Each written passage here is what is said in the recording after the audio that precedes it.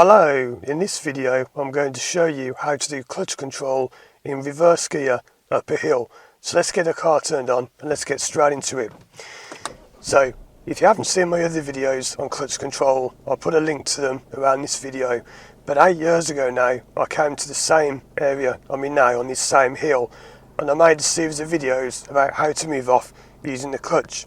Now reverse clutch control is pretty much the same thing, but there are a few little differences you may notice when you're doing it. So what we're going to do is press the clutch pedal down fully all the way and select reverse gear. Now in your car this may be different because in many vehicles reverse is right and down. Now in my car that's 6th gear.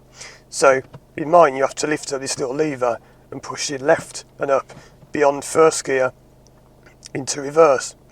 And as I've said many times before, you know what I'm going to say, those of you that watch my videos regularly, you should always apply a little bit of gas like that, then lift the clutch. Yes, in some vehicles, like this one being a diesel, you can lift the clutch on its own, but many vehicles don't like that, so it's always best if you press the gas first, hear the engine humming, then lift the clutch. And the point I've made many times before is if you listen, and I think you'll be able to hear this on this microphone, if not I'll put one of the audios from the other cameras on. If you lift the clutch you'll hear the engine rev if I just lift the clutch. Can you hear that? So it goes from that to that. So if you don't do the gas, you are doing the gas, it's just the car is doing it for you. But it's better to do it yourself because your car may not have that system.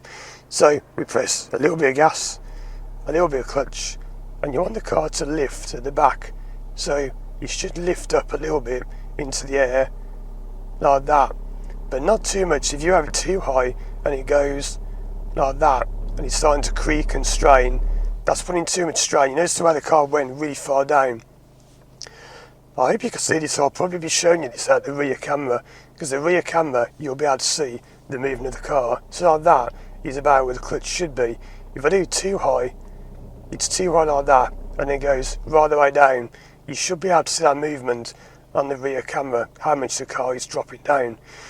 You only want the car to lift a small amount like that.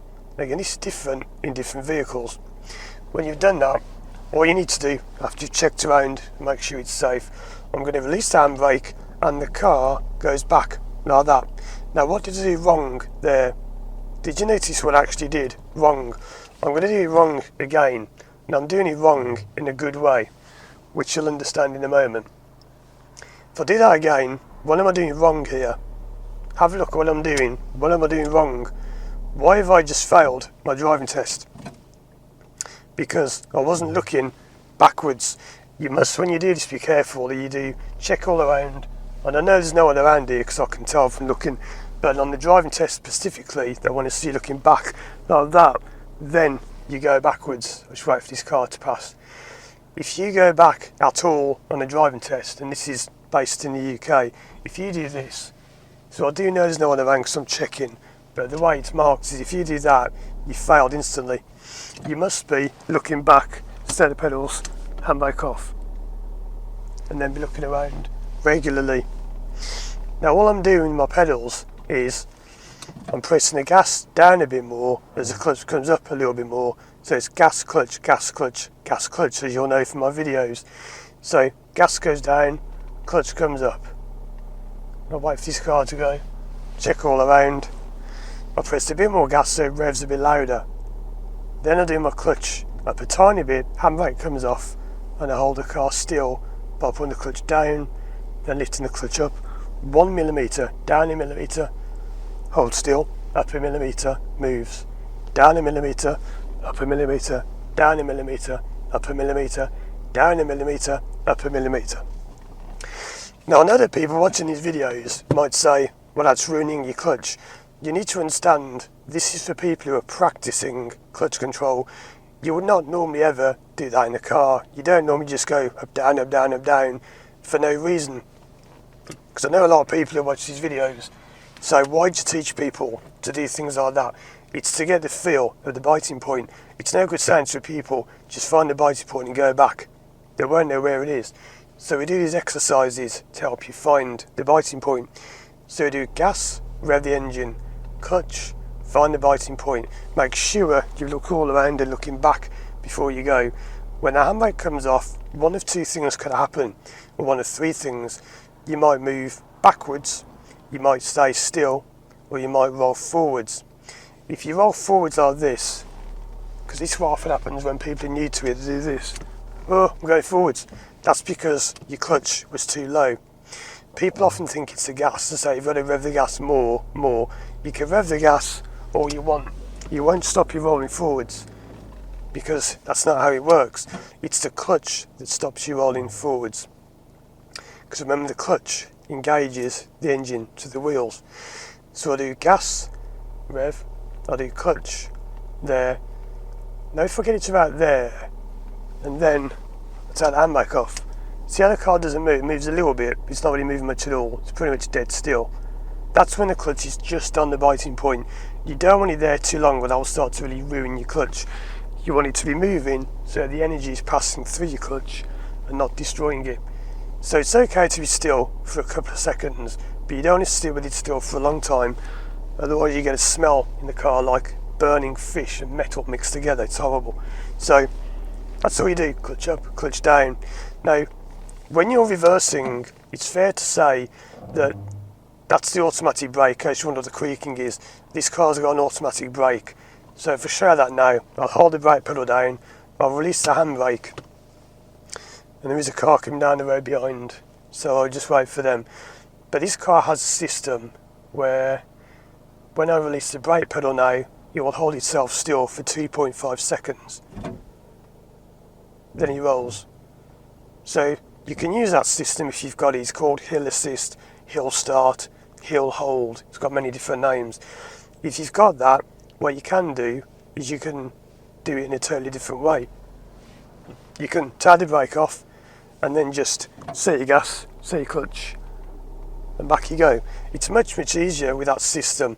The problem is it doesn't always work. There are times when you can think it's going to hold still and it just won't. You'll just roll.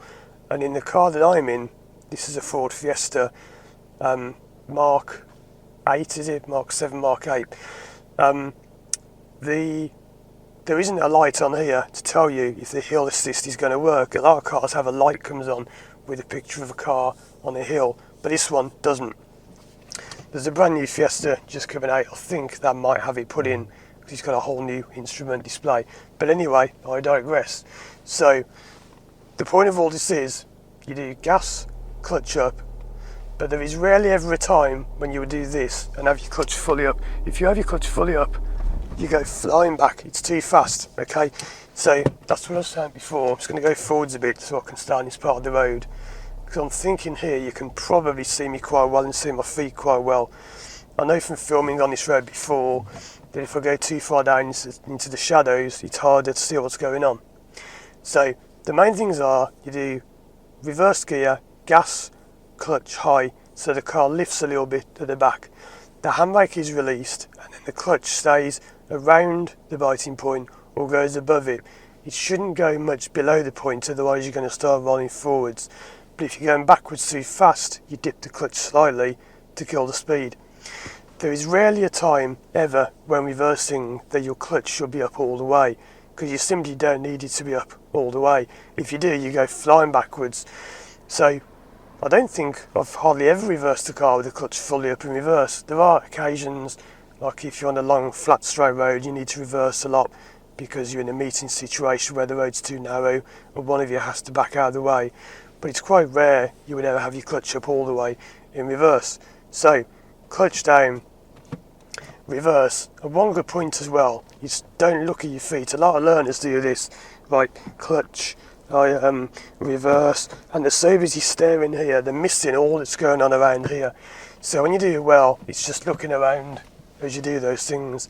Gas, clutch, quite high, so it's not going to roll forwards, high there, handbrake off, clutch stay still, down a millimetre to slow down, up a millimetre to go. Think of the clutch like a brake. It's like pressing it down to slow down, up to go faster. So there you go, and that's all you do, and that is clutch control in reverse. It's quite simple and it's very similar to going forwards.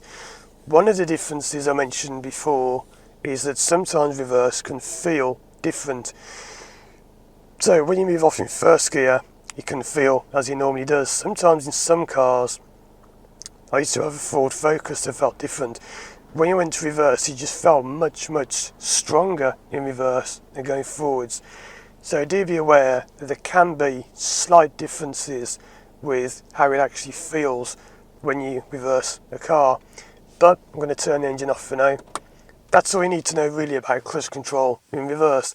The rest is down to practice, because I appreciate people often leave comments saying, can you tell me how to do this and this and this? There is no substitute for practice. When you're driving, you just need to practice it. It's all very well watching videos, but that is all you need to do. Gas, clutch, get used to finding the point, remember to look all around, and it's pretty much the same as when you go forwards. So check out these other videos on the screen now for more details on clutch control. Thanks for watching. Do remember to subscribe to my channel and give this video a like. And as always, I'll see you again soon for more videos.